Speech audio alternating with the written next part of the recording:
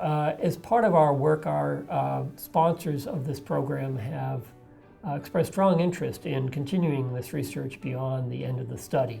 Our sponsors included energy companies as well as automotive companies and infrastructure companies who have all been very interested in understanding future mobility.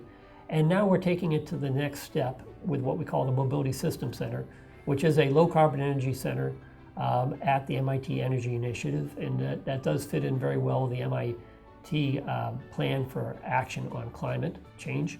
And we have now kicked off that study, and we have in fact started with 4 major projects.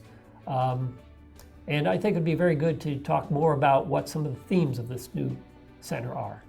Great, yeah, so the Mobility Systems Center is really, as you've said, born out of continued interest in mobility research at MIT beyond this sort of 3-year Mobility of the Future study, and really setting up a research center that connects researchers and industry representatives within this space to tackle the remaining issues about the future of personal mobility and also the future of the movement of goods.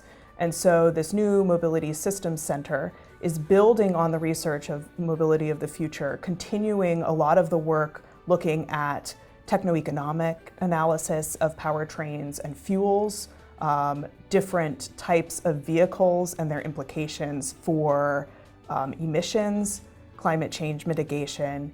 It's also continuing to look at the impact of disruptive technologies and individual choices on mobility.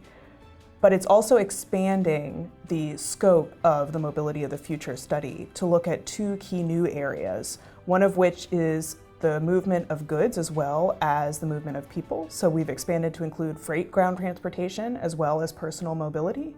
And we've also expanded to put an new emphasis on mobility evolution in developing and high growth markets.